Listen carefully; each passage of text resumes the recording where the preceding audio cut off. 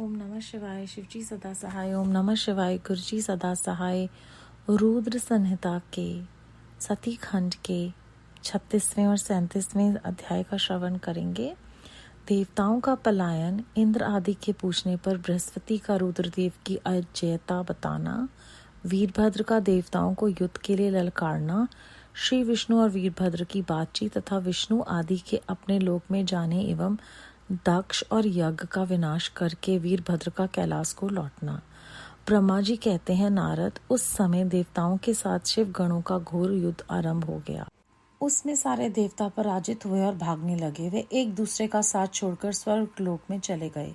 उस समय केवल महाबली इंद्र आदि लोकपाल ही उस दारुण संग्राम में धैर्य धारण करने के उत्सुकता पूर्वक खड़े रहे। तदनंतर इंद्र आदि सब देवता मिलकर उस समारांगण में बृहस्पति जी को विनीत भाव से नमस्कार करके पूछने लगे।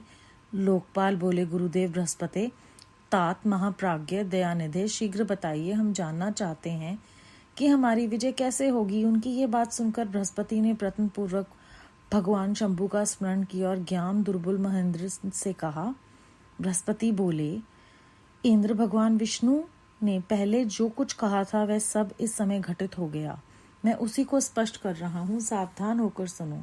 समस्त कर्मों का फल देने वाला जो कोई ईश्वर है वह कर्ता ही आश्रय लेता है। कर्म करने वालों को ही उस कर्म का फल देता है। जो कर्म करता ही नहीं उसको फल देने में भी समर्थ नहीं। अतः जो ईश्वर को जानकर उसका आश्रय लेकर सत्कर्म करता है उसी को उस कर्म का फल मिलता है, ईश्वर द्रोही को नहीं। न मंत्र, न औषधियां, न समस्त अभिचारक कर्म, न लौकिक पुरुष, न कर्म, न वेद, न पूर्व और न उत्तर मीमांसा तथा न वेदों से युक्त अन्य शास्त्र ही ईश्वर को जानने में समर्थ होते हैं, ऐसा प्राचीन विद्वानों का कथन है। अन्य शरण भक्तों को छोड़कर दूसरे लोग संपूर्ण वेदों का 10,000 बार स्वाध्याय करके भी महेश्वर को भली भांति नहीं जान सकते।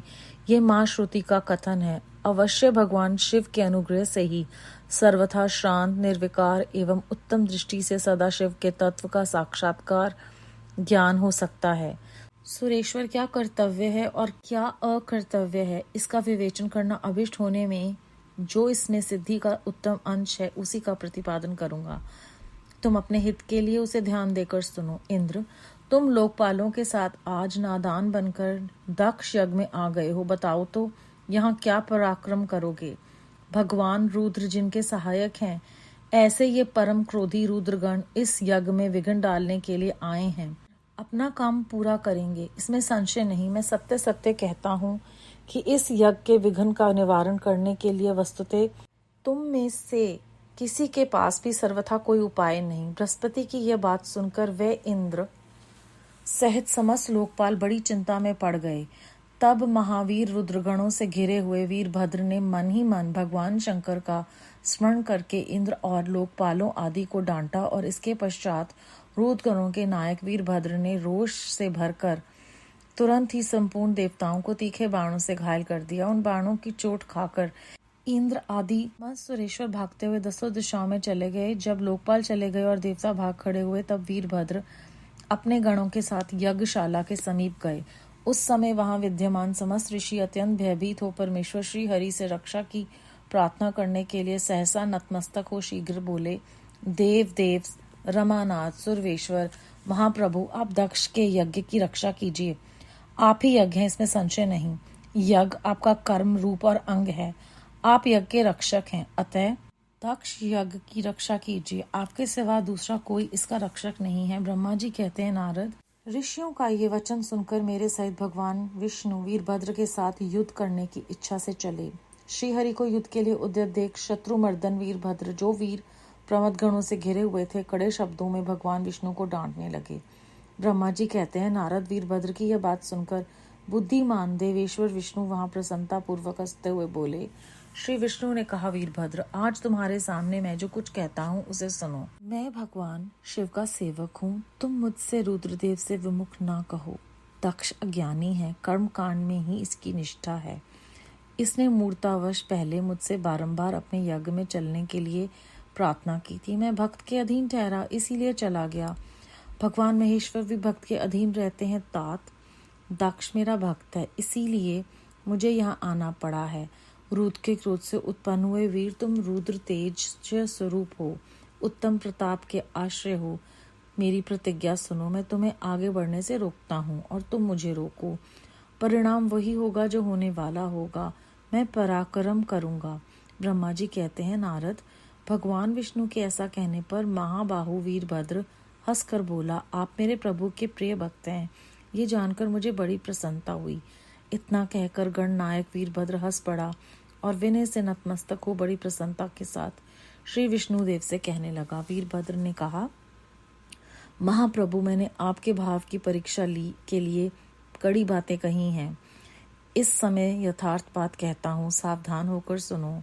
हरे जैसे शिव हैं वैसे आप हैं, जैसे आप हैं वैसे शिव हैं, ऐसा वेद कहते हैं और वेदों का यह कथन शिव जी की आज्ञा के अनुसार ही है। रमानाथ, भगवान शिव की आज्ञा से हम सब लोग उनके सेवक ही हैं। तथापि मैंने जो बात कही है वह इस वाद विवाद के अवसर के अनुरूप ही है। आप मेरी हर बात को आपके प्रति आदर के भाव से ही कही गई समझिए। ब्रह्मा जी कहते हैं, वीरभद्र का यह वचन सुनकर भगवान श्री हरि हंस पड़े और उसके लिए हितकर वचन बोले। श्री विष्णु ने कहा, महावीर, तुम मेरे लिए निशंक होकर युद्ध करो। तुम्हारे अस्त्रों से शरीर के उभर जाने पर भी मैं अपने आश्रम जाऊंगा। ब्रह्मा जी कहते हैं, ऐसा कहकर भगवान विष्णु चुप हो गए और युद्ध के लिए कमर कसकर डांटने लगे। महाबली वीरभद्र भी अपने गणों के साथ युद्ध के लिए तैयार हो गए। नारद, तदनंतर भगवान विष्णु और वीरभद्र में घोर युद्ध हुआ। अंत में वीरभद्र ने भगवान विष्णु के चक्र को स्तंभित कर दिया तथा शांडाग्न धनुष के 3 टुकड़े कर डाले।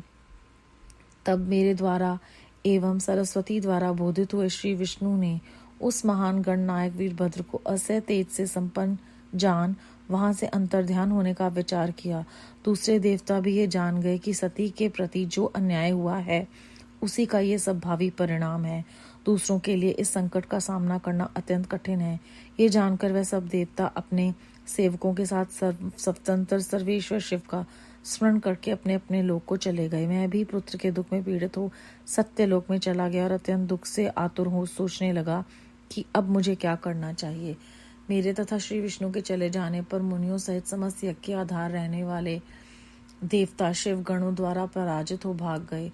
उस उपद्रव को देख और उस महामख का विध्वंस नष्ट जानकर वह यज्ञ भी अत्यंत भयभीत हो मृग रूप धारण करके वहां से भागा। मृग के रूप में आकाश की ओर भागते हुए वीरभद्र ने उसे पकड़ लिया और उसका मस्तक काट डाला। फिर उन्होंने मुनियों तथा देवताओं के अंग भंग कर दिए और बहुतों को मार डाला। प्रतापी मणिभद्र ने भृगु को उठाकर पटक दिया और उनकी छाती को पैर से दबाकर तत्काल उनकी दाढ़ी मूछ नोच ली। चंड ने बड़े वेग से पूषा के दांत उखाड़ दिए, क्योंकि पूर्व काल में जिस समय महादेव जी को दक्ष के द्वारा गालियां दी जा रही थी उस समय वे दांत दिखा दिखा कर हंस रहे थे। नंदी ने भग को रोष पूर्वक पृथ्वी पर दे मारा और उनकी दोनों आंखें निकाल दी, क्योंकि जब दक्ष शिव जी को श्राप दे रहे थे उस समय वे आंखों के संकेत से अपना अनुमोदन सूचित कर रहे थे। वहां रुद्र गण नायकों ने स्वधा स्वाहा और दक्षिणा देवों की वही विडंबना दुर्दशा की। वहां जो मंत्र तंत्र तथा दूसरे लोग थे उनका भी बहुत तिरस्कार किया। ब्रह्मपुत्र दक्ष भय के मारे अंतर्वेदी के भीतर छुप गए। वीरभद्र उनका पता लगाकर उन्हें बलपूर्वक पकड़ लाए। फिर उनके दोनों गाल पकड़कर उन्होंने उनके मस्तक पर तलवार से आघात किया, परंतु योग के प्रभाव से दक्ष का सिर अभेद्य हो गया था, इसलिए कट नहीं सका। जब वीरभद्र को ज्ञात हुआ कि संपूर्ण अस्त्र शस्त्रों से इनके मस्तक का भेदन नहीं हो सकता, तब उन्होंने दक्ष की छाती पर पैर रखकर दबाया और दोनों हाथों से गर्दन मोड़कर तोड़ डाली। फिर शिवद्रोही दुष्ट दक्ष के उस सिर को गण नायक वीरभद्र ने अग्निकुंड में डाल दिया। तदनंतर जैसे सूर्य घोर अंधकार राशि का नाश करके उद्याचल पर आरूढ़ होते हैं, उसी प्रकार वीरभद्र दक्ष और उनके यज्ञ का विध्वंस करके कर्तव्य कार्य हो तुरंत ही वहां से उत्तम कैलाश पर्वत को चले गए। वीरभद्र को काम पूरा करके आया देख परमेश्वर शिव मन ही मन बहुत संतुष्ट हुए और उन्होंने उन्हें वीर प्रमथ गणों का अध्यक्ष बना दिया। अध्याय 36 और 37 समाप्त। इस अध्याय में हमने जाना कि समस्त कर्मों का फल मिलता है और जो ईश्वर द्रोही है उसे कोई भी फल नहीं मिलता। हम चाहे जितना मर्जी कोशिश कर लें, हम उस भगवान को जान ही नहीं सकते, और भगवान शिव के अनुग्रह से ही हम शांति और हर तत्व का ज्ञान प्राप्त कर सकते हैं। ये उन्हीं का कृपा प्रसाद है। श्री विष्णु जी जब बताते हैं कि वीरभद्र, मैं भी तुम्हारे प्रकार ही शिव जी का भक्त हूँ, तो ब्रह्मा जी बताते हैं कि उन्होंने कहा कि मैं बहुत खुश हूँ कि आप मेरे प्रभु के प्रिय भक्त हैं। इसी तरह से हम सब एक दूसरे संगत के बारे में जानकर बड़े प्रसन्न होते हैं जब हमें पता चलता है कि वो भी गुरु जी की संगत हैं। यहाँ पर वही भाव जो है वो वीरभद्र ने दिखाए हैं, और दोनों ही जो हैं भगवान, चाहे वो विष्णु जी हैं चाहे शिव जी हैं, वो भक्तों के अधीन है। इसलिए विष्णु जी वीरभद्र को कहते हैं कि तुम अपना काम करो, मैं अपना काम करता हूँ। और जब आगे अध्याय में हमने देखा कि जिसने जो कर्म किया था उसको वैसी ही सज़ा मिली। वीरभद्र ने जो महाप्रतापी भृगु जी हैं उनकी दाढ़ी को नोचा, क्योंकि उस समय वो जो काम कर रहे थे उसी के हिसाब से उनको सज़ा दी गई। चंड ने पुषा के दांत उखाड़ दिए क्योंकि वो हंस रहे थे। नंदी जी ने रोषपूर्वक भग को मारा और उनकी आंखें निकाल दी क्योंकि वो उस समय आंखों से संकेत कर रहे थे। तो जो भी हम करते हैं उसका हमें फल मिलता है। और वीरभद्र जब दक्ष को मारना चाहते हैं तो उन्होंने योग किया होता है, इसलिए कोई भी अस्त्र शस्त्र काम नहीं करता। तो यहाँ पर हमें कहीं ना कहीं योग करने का जो महत्व है, तपस्या का महत्व है, उसे दर्शाया गया है। परंतु साथ के साथ वो हमें कुकर्मों से नहीं बचा सकता, इसलिए वीरभद्र अपने हाथों से उनकी गर्दन को तोड़कर अग्नि में डाल देते हैं और अपना काम पूरा करके वो वापस चले जाते हैं। तो चाहे वो कोई भी हो, चाहे वो प्रजापति है, चाहे वो भृगु जी हैं, या कोई भी इंसान है, जो जैसा कर्म करेगा उसे अपने कर्म के फल भोगने पड़ेंगे। ऐसा ये अध्याय हमें सिखा रहा है। बेअंत शुक्राना गुरु जी महाराज, बेअंत शुक्राना।